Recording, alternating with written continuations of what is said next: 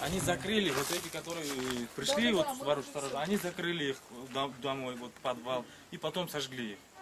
Мама, брат, братишка, и два, который один племянник был, у нее двое маленьких, один вот такой, один трехлетний ребенка, еще один дочка, вот это, как это, сестренкина дочь.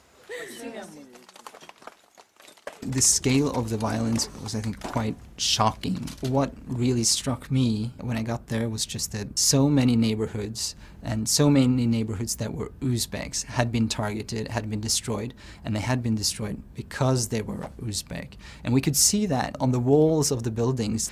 People had marked them, they had written either Kyrgyz or Russian. And those buildings, they were still standing. Nobody had touched them. But all the other buildings in certain neighborhoods, all the buildings that belonged to Uzbeks, they'd been burned down and they had been completely destroyed.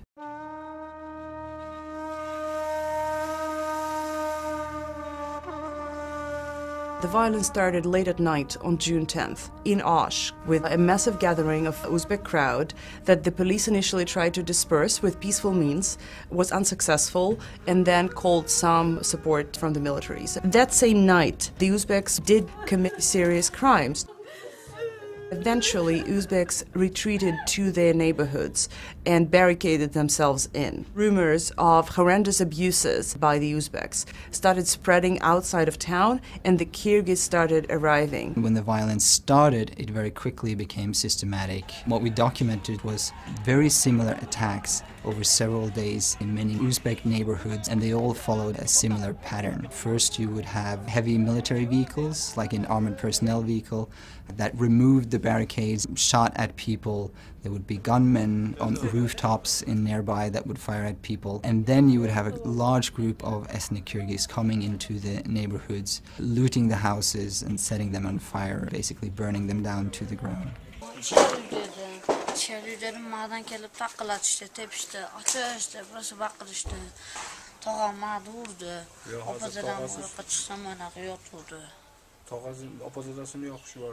We documented widespread use of heavy military vehicles in these attacks. The government has said that some of these vehicles were commandeered by the Kyrgyz crowds, but the nature and scope of the use of them strongly suggest that also some of the government forces were either directly participating in the attacks or at least facilitating these attacks.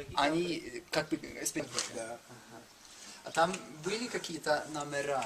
У них номера не были, у них номера не были.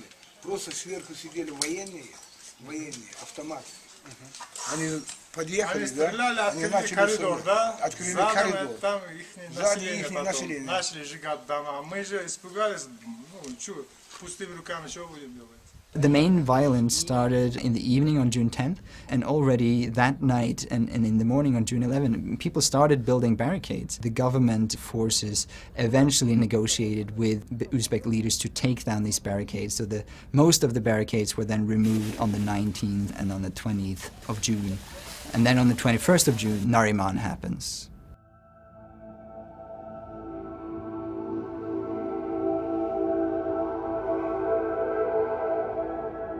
We had received a call in the morning from one of our local contacts that there is a sweep operation going on in the village of Nariman. We immediately went out there to see what was going on, and we first stopped at the hospital there. We could see people were still coming in. They had been beaten up early in the morning, but then they had been too afraid to leave their houses. They described groups of military and police coming into their houses, beating them severely. There was one person who died right there at the hospital when we were there. He had just come in and he died in the hallway as we were standing there.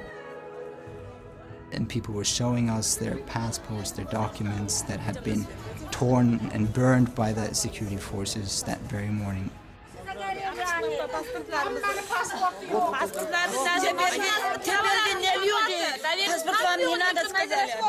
Сказали, что еще нам не нужно это паспорт.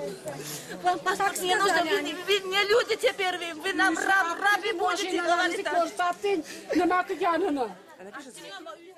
Nariman became the sign that convinced us that there were real problems with the way the authorities were dealing with the aftermath of the violence. In the beginning, there were these big security operations like the Nariman operations.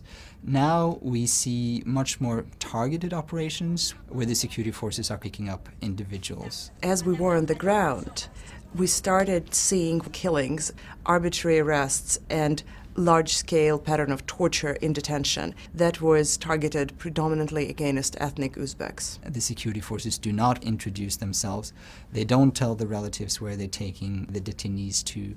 It's extremely important that there be an international investigation into the violence that can objectively look into what happened, the reasons for why it happened, and also the government's involvement in it.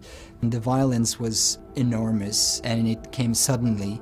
However, the government completely failed to intervene to stop the violence when it had erupted. And for 4 days, mobs were allowed to roam about the city freely and attacking, killing, looting, and burning down houses.